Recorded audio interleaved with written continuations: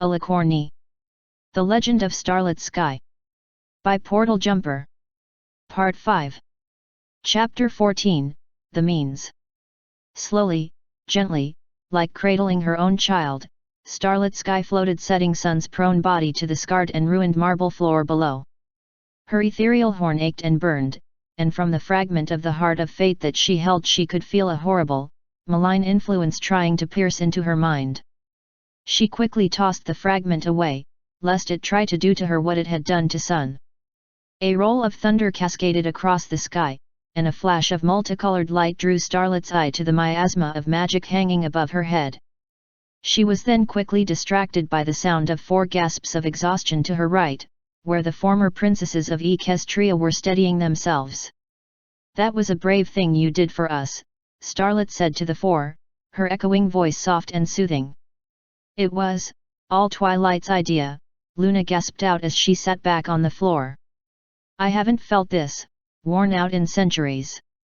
Starlet turned her attention back to Sun's body on the ground, her heartbeat quickening when she saw that he wasn't stirring. The silver veins in his skin had all receded, but his fur was still deathly pale and his horn stump was slowly trickling blood onto the white floor.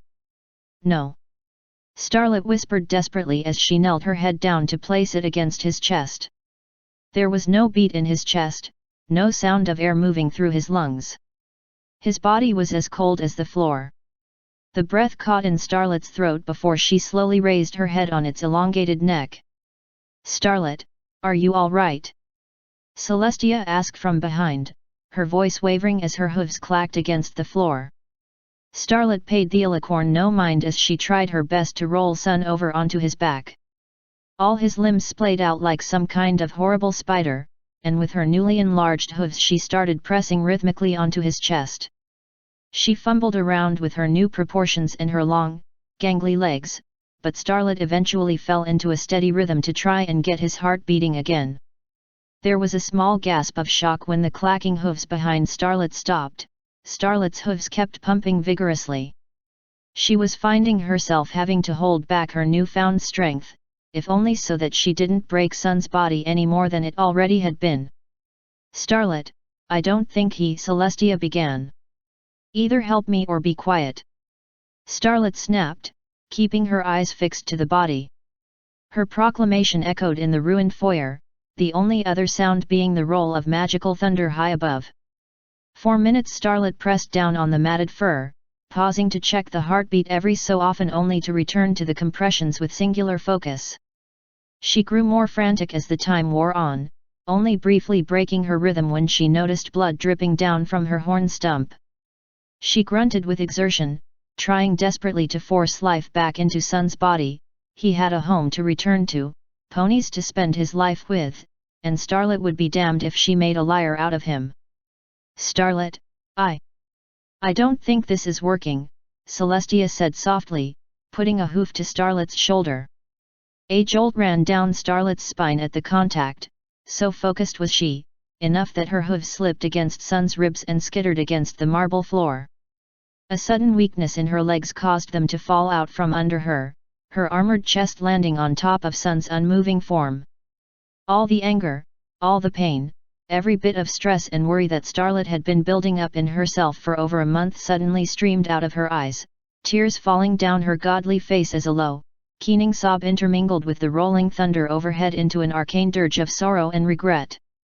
Starlet, for the first time since she had first died in Sun's Pier, didn't know what to do with herself.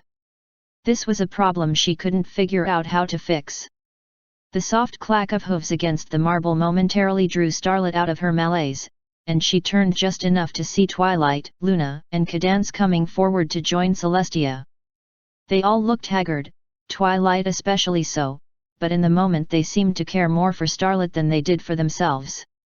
"He's dead," Starlet said unprompted, turning to face away from the quartet of alicorns. "He's dead, and I don't know if there's any way to bring him back. He was only ever revived once, and that was when Chrysalis, or the Heart of Fate, had its hooks in him." The tears fell harder now as Starlet said out loud what her mind and her heart had been telling her during the entire futile attempt to get Sun's heart beating again. Her voice was catching on every word, and even as she rose to her new height she had never felt smaller. He was a good pony, Starlet continued. He was smart, and kind, and brave to a degree that I'll never know. He followed me into the bleakest places imaginable, weathered uncounted hardships, all because he felt like he owed it to me to do so. Slowly Starlet turned around, forcing magic through her horn stump to gently lift Sun's body and nestle it across her back. The alicorns each were avoiding eye contact, whether out of respect for Sun's sacrifice or shame at the role they all played in his death, Starlet couldn't say, but of the four only Twilight was shedding tears. I hope the four of you understand the weight of what you have done, Starlet chided, and I hope that you go on living with the knowledge that the power you coveted for so long isn't yours to hoard anymore. Luna was the first to speak up as Starlet began to walk out of the foyer towards the castle courtyard. What would you have us do? Luna asked. I really don't care, Starlet answered. You've lost all of your power, all of your influence in the world. Maybe you could try living among normal ponies for a change, gain some perspective. The loose pebbles lining the courtyard clicked and scraped as Starlet walked across them, the cold weight of Sun's body nestled underneath the spectral wings that refused to vanish from her shoulders. She didn't know if her state of being now was permanent, but she couldn't muster up the ability to care. Starlet, wait! Twilight called out across the courtyard, her cry punctuated by another clap of thunder from the roiling sky. Starlet turned her head back to see Twilight come rushing down the stairs to the courtyard, wincing with each step as the other alicorns looked on with various expressions of confusion and regret. Twilight, I have a friend to go bury, so make it quick, Starlet replied, the echo to her voice adding far more menace than she had intended. It wasn't unwelcome, but unintended all the same. You might not have to, Twilight said, her words coming on labored breaths. He's been revived once, and he has one of the pieces of the heart of fate still in him from what I did all those centuries ago. Get to the point, Twilight, Starlet cut in, trying not to let the glimmer of hope Twilight was offering take root. This is a long shot, and even if it works all of us will be diminished, Twilight continued, but I might be able to use what I know about how the heart works to bring him back. With what power? You gave all of it to me, Starlet countered, turning fully to face Twilight, and I'm not nearly skilled enough to try and give it all back to you. We don't need your magic, we need that magic, Twilight replied, gesturing up to the sky and the multicolored haze of light and thunder hanging over them. As Starlet stared up at the swirling miasma she couldn't help but believe, if only because she was still trying to work through her grief, that there could be a chance. She was certainly not the most knowledgeable mare about the ways of magic, but she had had quite a bit of experience at this point with coming back from the dead. If it doesn't work then they're still stuck with no power, Starlet mused, her brow furrowed as she watched the magic swirl, and if it does work then there may just be some hope for them yet. Like I said, it is a long shot, but I feel like it's the very least we, Twilight continued before Starlet cut her off. How do we draw it down? Starlet asked, turning her steely eyes to the fallen princess. It will be considerably difficult with our diminished strength, Luna interjected as she stepped off the stairs, followed closely by her sister and Cadance. Since our own hearts were destroyed when Twilight bound them back into the crystal heart, the aspects that we all ruled are going to try and go back to their natural states, I'd wager. Slowly Starlet lifted Sun's body off of her back, feeling the sting in her horn stump as she channeled the magic through its spectral replacement. What you need is a focus, something to store enough of the magic into channel properly, Starlet guessed as a thought gestated in her mind. We would, something similar enough to the crystal heart that it could recall the magic to itself, Cadance replied. With a quick swish of light Starlet unfolded her ethereal wings, taking off towards the tallest spire of the palace with only a quick exclamation from Twilight to send her off. The wind whipping past her face and through her hair helped focus her as she made her way up, before turning into a downward glide and stopping at a hover in the wrecked throne room.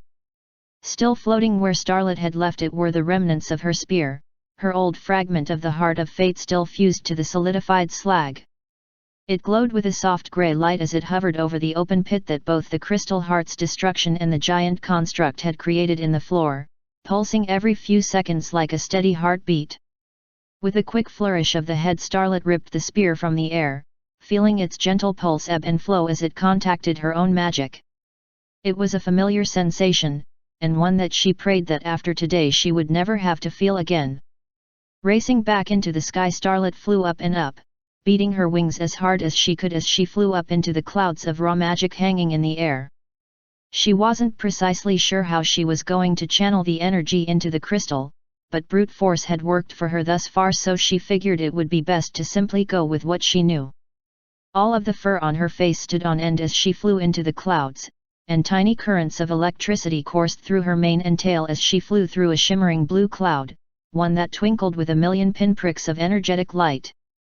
It smelled faintly of smoke and some tangy, metallic scent that Starlet recognized from the machinery in New Selene. "All right, let's see if this works," Starlet said to herself, steeling her will as she channeled her own energy into the cloud of magic around herself. The sparks of energy shooting in haphazard bolts throughout the cloud sharply changed their trajectories, tracing brilliant lines through the deep blue cloud and into Starlet's spectral horn replacement. Her whole body tingled and hummed with the power that she was absorbing, slowly draining the cloud and the sparks until she found herself floating in a single patch of clear blue sky.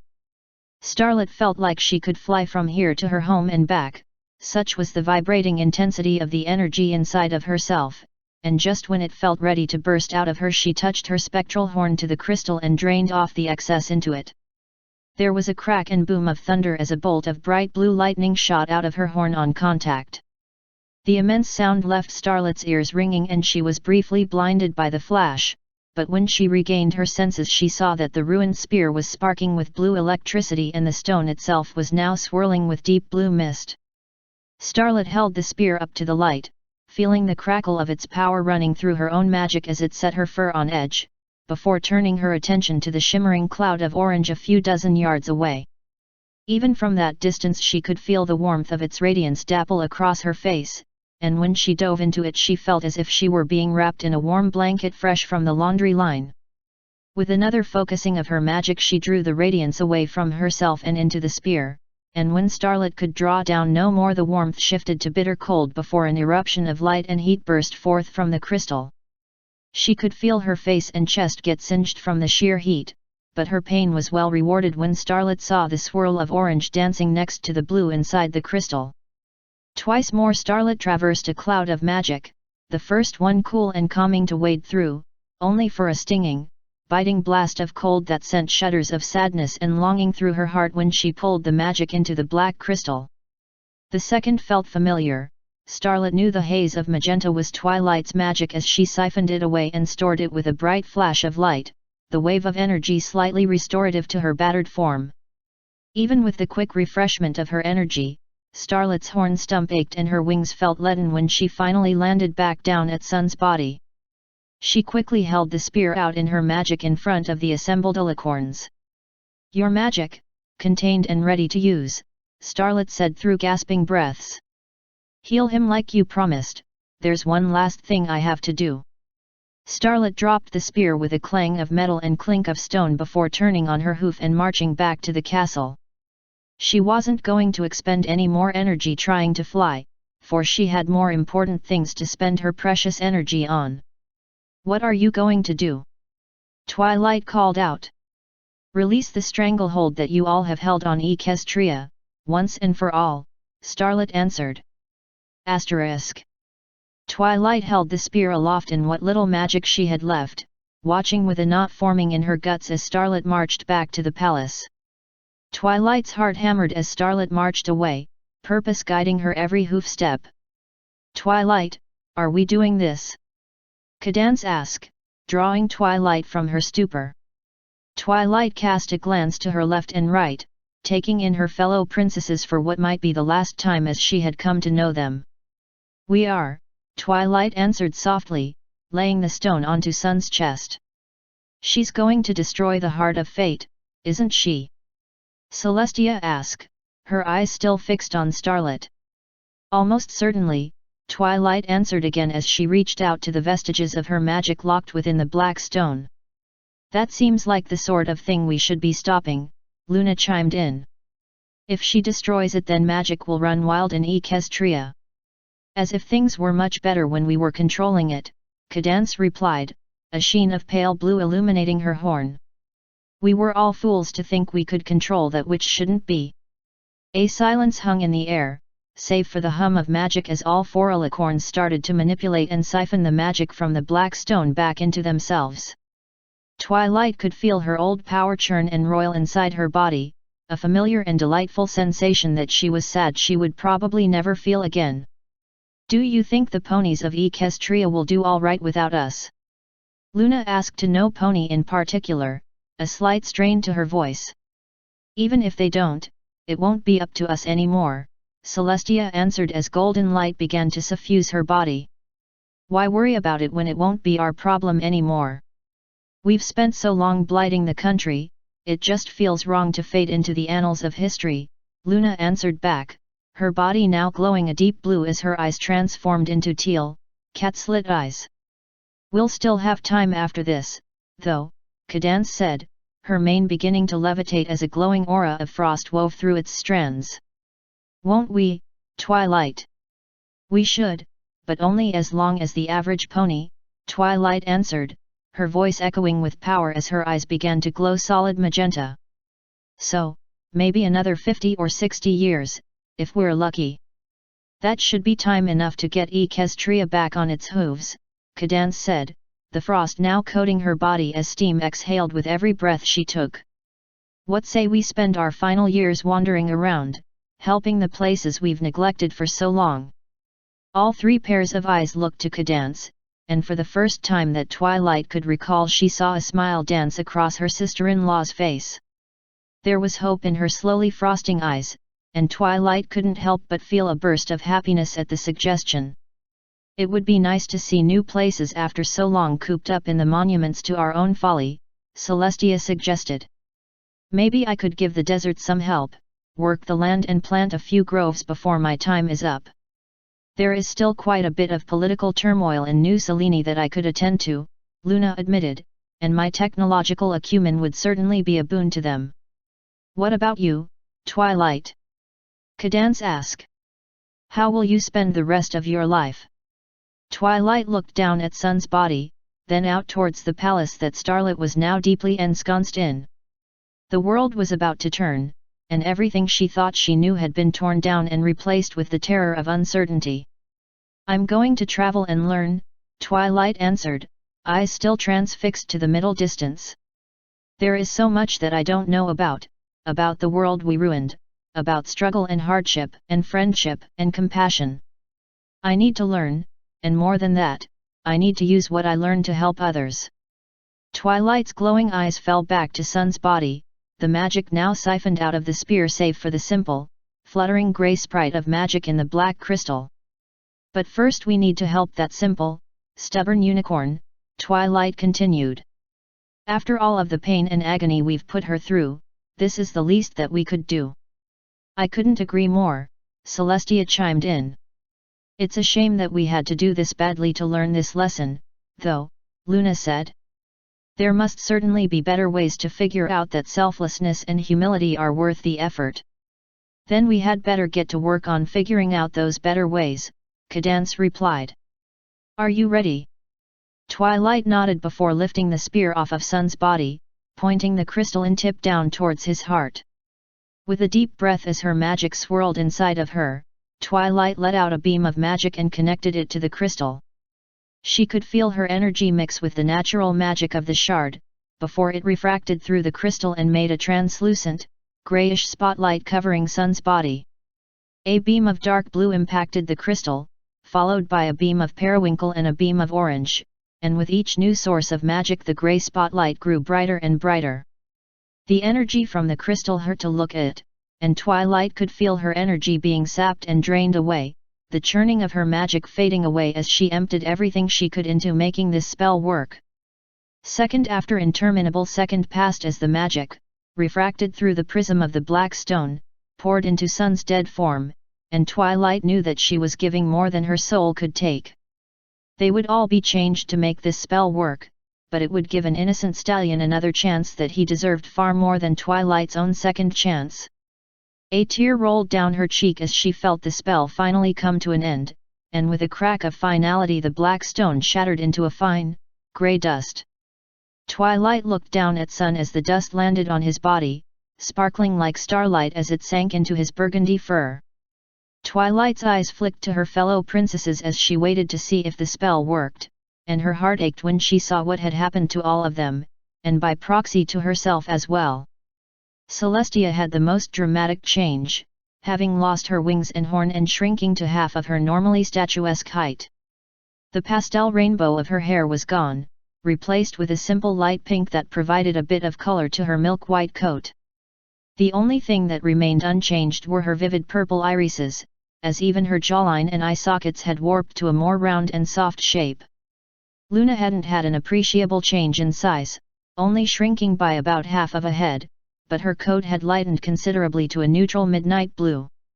Her mane and tail had both turned into a dusty, pale blue color as opposed to the floating field of stars it normally was, and her horn had vanished completely, leaving her only with her wings. Cadance, having been the only naturally born alicorn among them, was the only one to keep her wings and her horn. Instead she simply shrank to the point that she was shorter even than Luna, and her mane and tail had lost its tricolor of pink, purple, and yellow, leaving it only as a light purple with a few stray streaks of yellow and pink. Her mane also hung down over her face, obscuring her vision before she pushed it aside with a hoof. "Did it work?"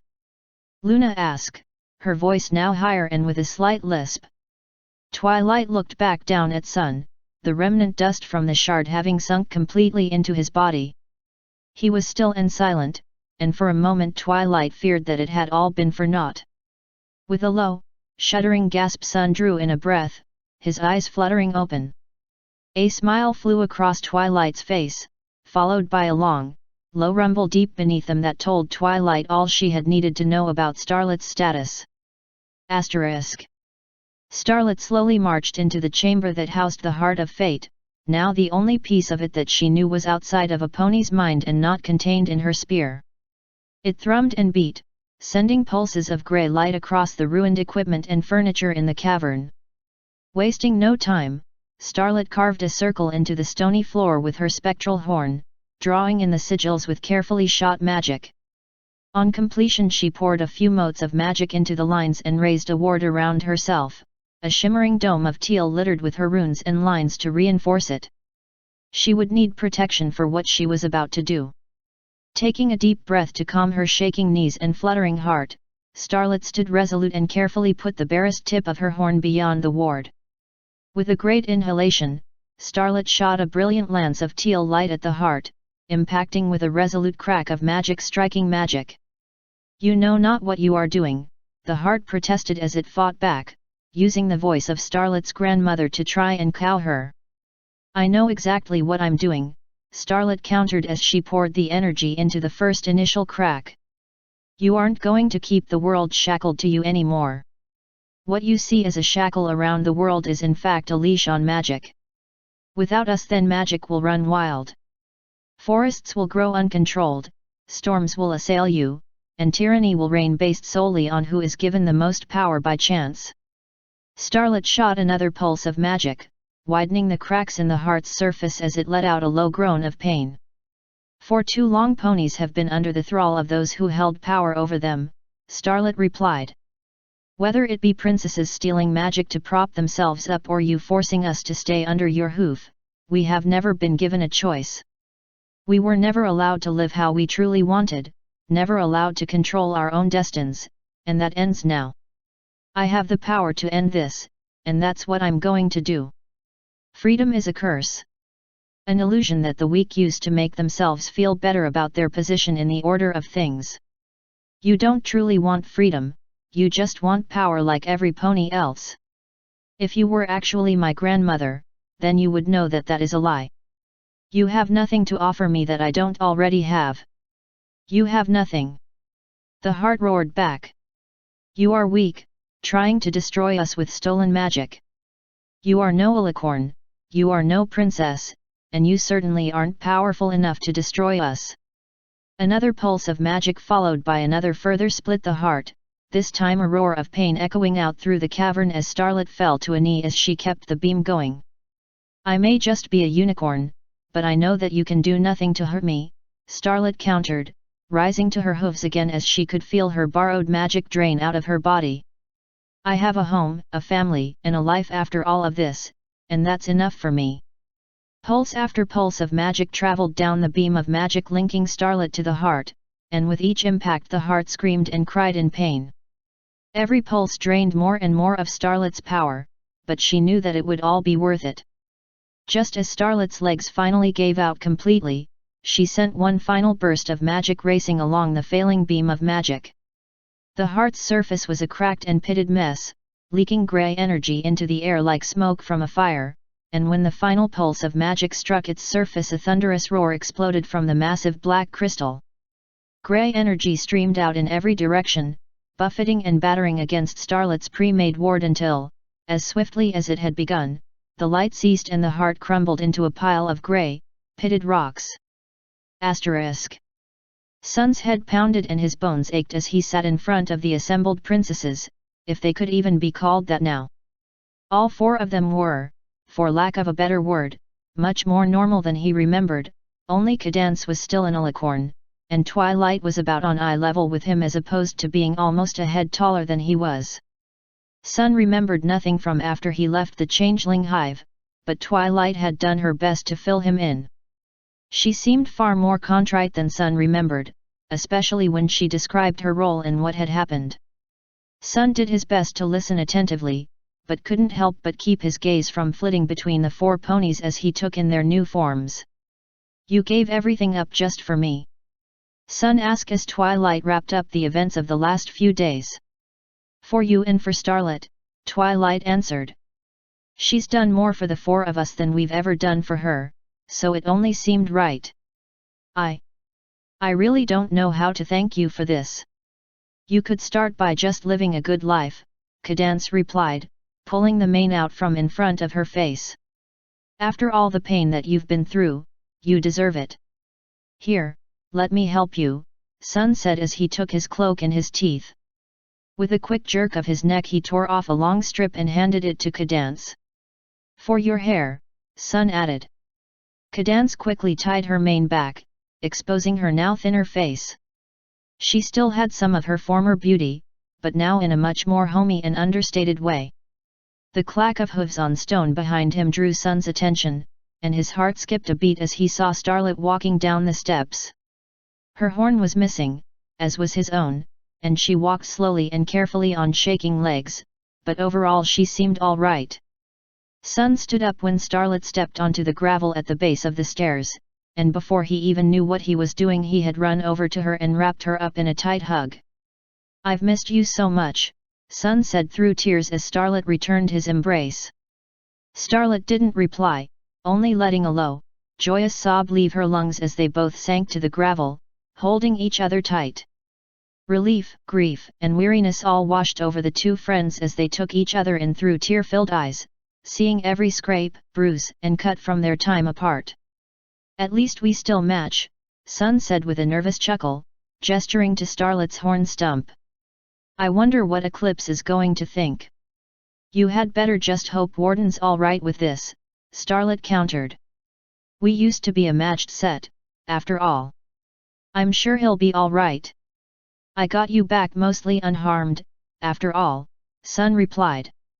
With a shared laugh of relief, Starlet turned towards the former princesses, now just ponies, an expression of gratitude written across her face.